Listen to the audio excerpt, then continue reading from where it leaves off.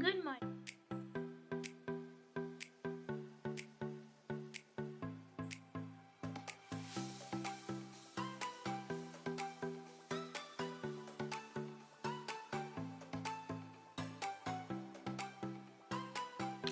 Good morning বন্ধুরা, welcome to Soumita কি দুনিয়া নিউ অ্যানাদার ব্লগ।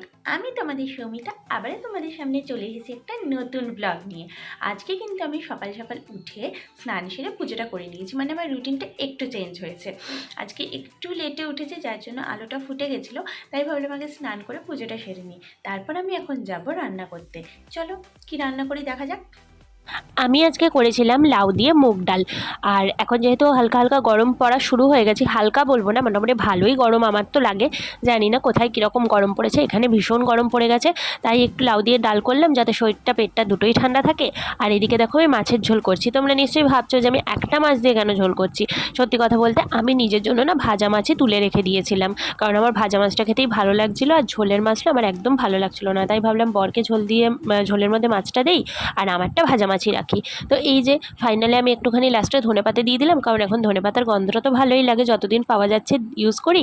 তারপর তো কদিন পর আর মানে পাওয়া গেলেও সেরকম ভালো গন্ধ কিন্তু থাকবে না। এই যে দেখো আমি অলরেডি বেরিয়ে চলে এসেছি, এখন আমি স্টেশনে ওভারব্রিজে ওয়েট করছি। ট্রেন কখন দেবে আমি জানি না, অলরেডি ট্রেন অবশ্য দিয়েও দিয়েছিল। আমি ট্রেনে করে চলে এসে এখন বাসে বসে পড়েছি।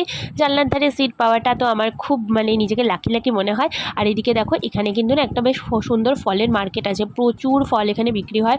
আমি তো খালি যাওয়ার সময় দেখি, আর এখানে নেমে ফল কেনা আমার হয় না, জেনারেলি আমি হাওড়া থেকেই নিয়ে নিই। আর এটা না এই বড়বাজারের আশেপাশেই, জায়গাটার নামটা আমার ঠিক এই মুহূর্তে মনে পড়ছে না। যদি কেউ জেনে থাকো আমাকে একটু বলো।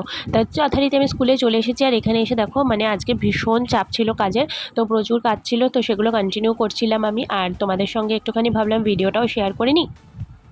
চলো কাজগুলো কমপ্লিট করি। এই আমি চলে এসেছিলাম আমাদের মাফিনকে দেখতে, আর ও দেখো বেশ শুয়ে আছে। আসলে ওকে না একটুখানি কৃমির ওষুধ খাওয়ানো হয়েছিল আজকে, তো যার জন্য ওর শরীরটা খুব একটা ভালো নেই। মানে ও একটু উইক থাকে, মানে বেশি দৌড়ঝাঁপ করে না ওষুধটা খেলে। আর এই যে দেখো হাই তুলছে, ওর ঘুম পাচ্ছে, সেই জন্য একটু হালকা করে শুয়েছিল। আর ওই যে দেখো বালিশটাকে মানে এভাবে ধরে ঘুমায়, তো ওই বালিশটা ধরে শুয়েছিল, আর আমি ওর গায়ে একটু হাত বুলিয়ে দিচ্ছিলাম। তারপরে আমি এদিকে দেখো আমাদের আন্দুলে নেমে গেছিলাম। আর এদিকে দেখো আমি না এখান থেকে ফুল নিয়ে, আর ফুলের দোকানে ভিড় দেখেছো, তো অন্য কাজে চলে গেছিলাম। তারপরে তো ফুল মিষ্টি আর কলার পুজোর জন্য সব নিয়ে এসেছিলাম। আর ফুল না আমি একটু গুছিয়ে রেখে দিই, কেন বলো তো, সকালবেলা না টাইম হয় না, আর কালকে তো বেরোনো আছে, তো সেই জন্য হবে না। আমি গুছিয়ে রাখি বলতে কি বলো তো, এই যে বেলপাতাগুলো আমি ছাড়িয়ে রেখে দিই ডালের থেকে, তাহলে সুবিধা হয়, তাড়াতাড়ি হয়ে যায়। আর যে দুব্বগুলো দেয়, দুব্বগুলো আমি সুন্দর করে গুছিয়ে রাখি, যাতে পরের দিন আর হুড়োহুড়ি করতে না হয় আমার।